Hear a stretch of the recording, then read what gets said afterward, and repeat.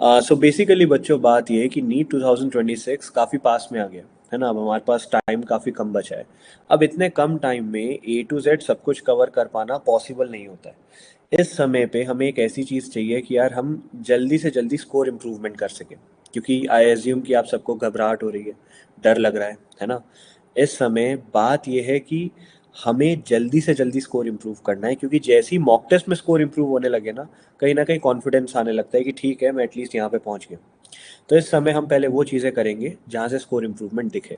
ठीक है।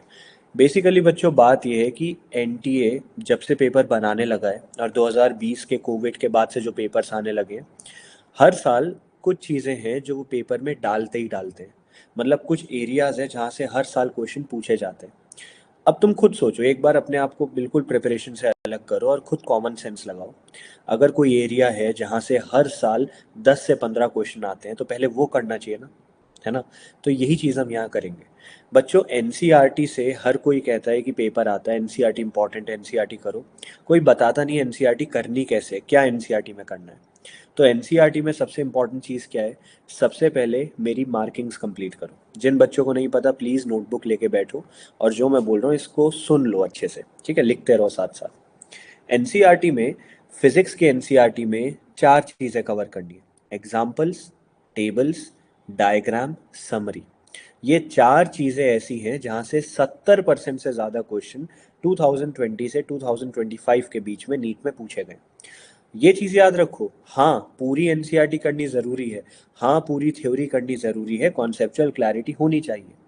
लेकिन ये 4 चीज़ें 70% चीज़ें कवर कराती हैं। तो पहले ये करना थोड़ा सा दिमाग वाला काम होगा बजाय कि सब कुछ करने के। ठीक है। सेकंड चीज़ क्या है?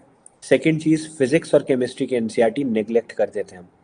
तुम्हें पता है मेरे अंडर में इस समय 400 से ज़्यादा एम्स के टॉपर्स हैं, 15 से ज़्यादा एम्स दिल्ली के टॉपर हैं, और एक भी मुझे ऐसा टॉपर नहीं मिला जिसने बोला हो कि मैंने फिजिक्स केमिस्ट्री की एनसीईआरटी नहीं पढ़ी थी या छोड़ दी थी। तो अगर तुम लोग फिजिक्स केमिस्ट्री की एनसीईआरटी छोड़ रहे हो तो दिक्कत की बात है। अब पूरी पूरी कवर मत करो, लेकिन फिजिक्स और केमिस्ट्री के एनसीईआरटी में जितने सॉल्व्ड एग्जांपल्स हैं, जितने इंटेक्स्ट क्वेश्चंस हैं, फिजिक्स में तो नहीं है, केमिस्ट्री में इंटेक्स्ट क्वेश्चंस हैं, ये एज इट इज़ आते हैं, इनकी वैल्यू तक चेंज नहीं होती। बस फ़र्क ये है कि एनसीईआरटी में ये लॉन्ग फॉर्म में दे रखे हैं और नीट में एमसीक्यू फॉर्मेट में आ जाते हैं। तुम्हारी जो समरी है, आजकल तुमने देखा होगा फिजिक्स में तुम्हारे assertion reason statement based true and false question पूछने लगे, वो समरी से पूछे जाते हैं। तुम्हारी समरी के नीचे फिजिक्स के एनसीईआरटी में एक बॉक्स बना रखा है पॉइंट, तुम्हारा डायमेंशन टेबल का। देखा है अभी तक खोल के? नहीं देखा तो जाके देखना। वो जो समरी के नीचे का बॉक्स है ना, वहां से as it is question NEET में पूछे जाते हैं। फिजिक्स की एनसीईआरटी में एक और चीज़ है, पॉइंट्स टू पॉन्डर बन के एक टेबल बना रखी है। वो पॉइंट्स टू पॉन्डर के छोटे छोटे ब्लू कलर के जो बॉक्सेस है ना बच्चों, वहां से एज इट इज क्वेश्चन देखने को मिलते हैं नीट में। ठीक है। That is why it is extremely important कि तुम वो चीज़ें भी कवर करो। राइट। वंस ये सब हो जाए देन हम बैक एक्सरसाइजेस पे जाएंगे। वंस ये सब हो जाए देन हम एग्जाम्पलर पे जाएंगे। वंस ये सब हो जाए फिर हम पीवाईक्यू लगाएंगे। पीवाईक्यू लगाने में बच्चे सबसे इंपॉर्टेंट चीज़ ये है कि हमें लास्ट 30 साल के पीवाईक्यू एक साथ नहीं उठाने। बहुत बड़ी गलती है जो आप सब लोग करते हो, मैंने बहुत बच्चों को करते हुए देखा है। बच्चे क्या करते हैं, 30 ईयर्स के पीवाईक्यू खोलेंगे, चैप्टर वाइज लगाने चालू कर देंगे। अब यहाँ पे क्या है ना, मोमेंटम बन जाता है यार। एक चैप्टर में मुझे पता है 10 ही सवाल, 10 ही टाइप के फॉर्मूला हैं, इनमें से कोई एक ना एक फॉर्मूला लग के क्वेश्चन सॉल्व हो जाएगा।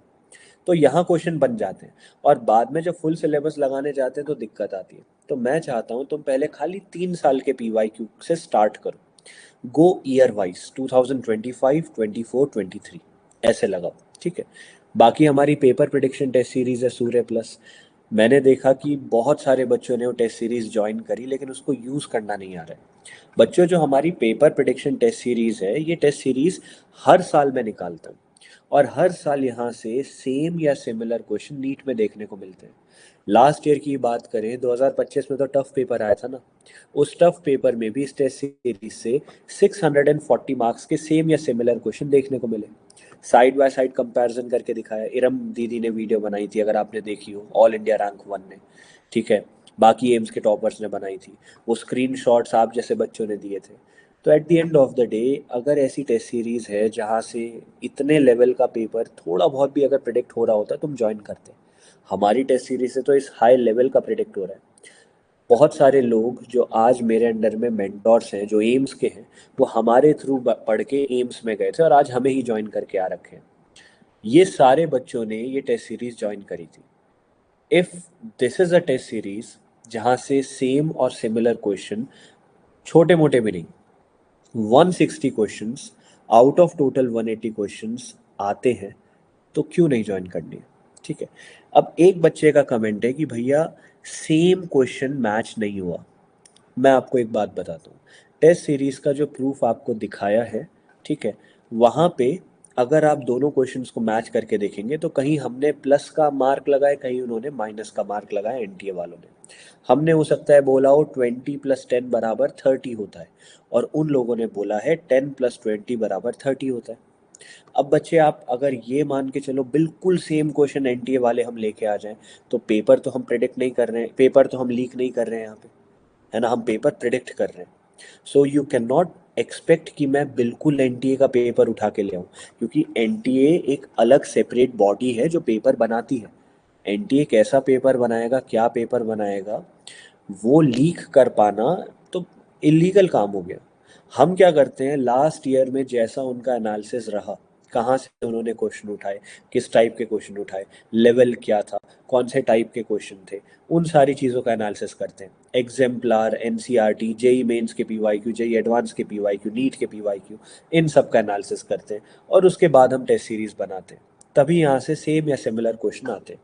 अब जैसे एक बच्चे ने बोला कि भैया आपकी और उनकी क्वेश्चन में वैल्यूज हो सकता है थोड़ी सी डिफरेंट रही हो। बच्चे एक बात बताओ, अगर तुम हमारा क्वेश्चन करके जाते तो क्या वो क्वेश्चन नहीं हो पाता? हो जाता ना वो क्वेश्चन आराम से। तुम्हें आंसर थोड़ी रटना है कि 20 + 10 बराबर 30 होता है। तुम्हें ये देखना है कि 20 और 10 की वैल्यूज दे के 30 तक कैसे पहुंचे, है ना। इस तरीके से चलना होता है। अब इसको यूज़ कैसे करना है? तो बच्चों सिंपल बात ये है, हर एक मॉक टेस्ट के साथ तुम्हें पीडीएफ दी जा रही है। उस पीडीएफ को अगर तुम नीचे स्क्रॉल करोगे तो वहाँ आंसर की भी दे रखी है, ऑप्शंस के आंसर्स भी दे रखे हैं। एनालिसिस करो एक एक क्वेश्चन का, एक एक क्वेश्चन को खुद से सॉल्व करो। टेस्ट पोर्टल में टेस्ट आ जाता है, टेस्ट पोर्टल में पेपर दो, उसके बाद खुद से पेपर को जो है सॉल्व करो अच्छे से। एंड ये करने के बाद हमारी दी हुई पीडीएफ से एनालिसिस करो। जो क्वेश्चन गलत हो गया, जो क्वेश्चन नहीं आया, जो क्वेश्चन तुक्के से सही हुआ, जो क्वेश्चन छोड़ दिया, देखो कौन से चैप्टर का क्वेश्चन था, कौन से टॉपिक का क्वेश्चन था, वहाँ पे फॉर्मूला कॉन्सेप्ट क्या यूज़ हो रहा था। अगर इस तरीके से तुम एक एक कॉन्सेप्ट फॉर्मूला पकड़ते चले जाओगे उन क्वेश्चंस का, नीट में 650 नंबर लाने से कोई नहीं रोक सकता तुम्हें। बहुत सारे बच्चों ने मुझे ये भी बोला कि भैया टेस्ट सीरीज थोड़ी सी एक्सपेंसिव है, इसलिए अभी होली डिस्काउंट में हमने सबको 50% ऑफ दे रखा है। तो अगर अभी तक टेस्ट सीरीज ज्वाइन नहीं करी, प्लीज़ जल्दी जाके ज्वाइन करो। 50% ऑफ सबको हमने दे रखा है, राइट। तो जल्दी जाओ टेस्ट सीरीज ज्वाइन करो, बिकॉज यार वही बात है, इतने कम टाइम में यू नीड समथिंग जहाँ से तुम्हारा स्कोर इम्प्रूवमेंट डेफिनेटली देखा जा सके, and this is one thing. ठीक है, so that is why I feel ये इम्पॉर्टेंट है।